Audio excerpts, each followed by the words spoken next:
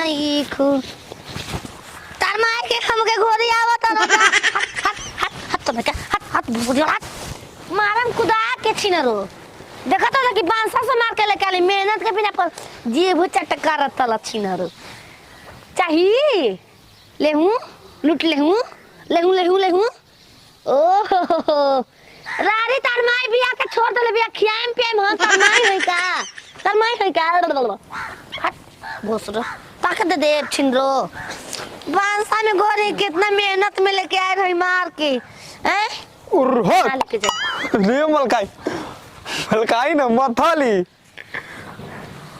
नहीं हो फिर जान तनी पांदे ने पोथरा मार लेलु ना नोच देम पुछाओ एनी का सब सबूत बारे समझ देखला हम कहां से लेके आए मैं पूछ फिनाल दात दनी थमा जालू आ तारा दे ना हां भाई थोलका दे पाने दे दो थोम ना लगा ई त माल गलिया से ढिला दे मादम ओई प लाल तो हिता तोर माई के ओ आई सी मने देखा चिनारो देखा कैसे वाली बांसी कैसी मारे खातिर हम लेके ना आए चिनारो के जन कौन हमार पास मचारिया आयो बताओ ए जिका पास रख दल वाला से केन कौन तो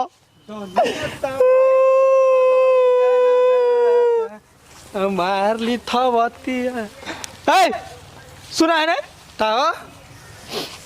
अपन पोखरा में मछरी मार के ठीक आई लाग गेल तनी मर अगेन कौन तो फंसबो चोरा लेलबा मछरियो चोरा लेलबा हम थमदे नहीं खेवा तो तू का टहलता तो हम पोथरा में से मछली मार के ला दिल मैदान फिर तोरा बार सब बात बता दे हमर पोखरा बा हां ओ मछरी जियले रह जा अच्छा मछरी मरनी हो अच्छा हमारा ही में लागल मैदान अच्छा अब चल के मैदान करे मछरिया चोरा लेबा सब पासवा जा मछरिया पर रख देलबा हाला लेखा न भूलबत आदमी हम दुनिया में ना देखली मदे पहले हद लेला तब मछली मलता तब ओ घरी ना लगा रहे अच्छा थमत गनी हे फासा से ए भैया बताई बता 150 दे देबो देथा हम झूठ थोल ना हई समझ ल तो कैसा ना हुआ आ सीधा साधा इंसान हई हां हे फासा के देख याद पड़ता ना बताओ ए दाव में हां ये तो थुलेत नाम से आदमी वाला ना थुलेत हां आ उनका लइता के नाम बा लबी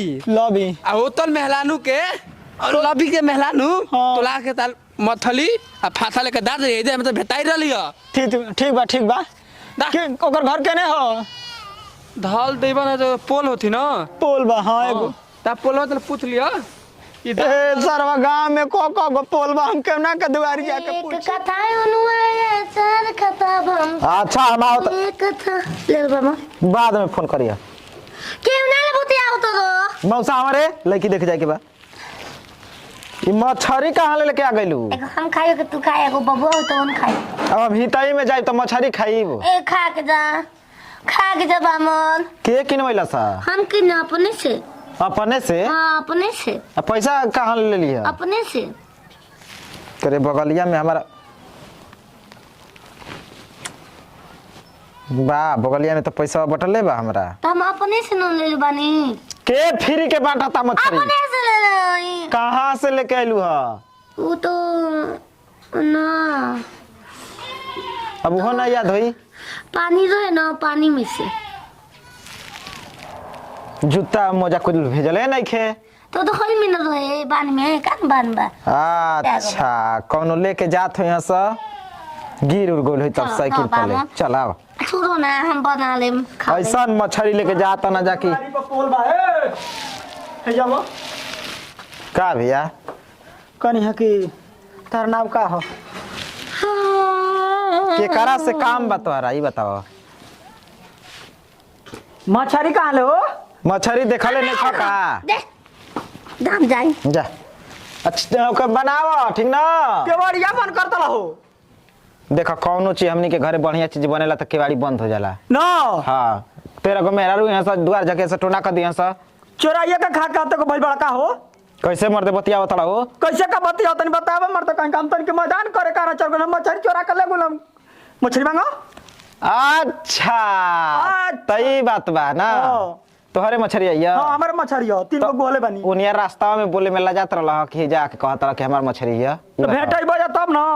हम कहां संगे रहनी है तू गइल ला का तो पता लागल हो ई तब तार घर माने मछरी जे लेके आइल ओकर घर ना मछली चिना तनी एगो मन लगा मछरी दिया काट दो हमसे नहीं के काटा पहला तो या मछली हमारे नहीं या मर्द चोर एकदम बड़ा जका हो मर्द मेरा दुनिया अंदर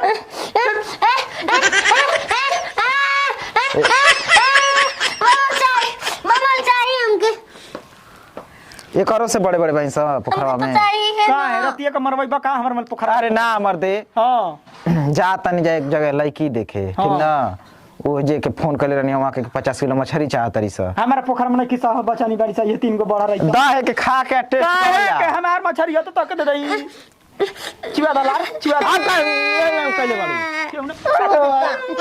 छोड़ दे बोलो ना छोड़ दे का गरीब आदमी है जा भैया जा मरब तो देखिए दोनों गंभीर बा प्लास्टिक का रे 5 रुपया वाला है 5 में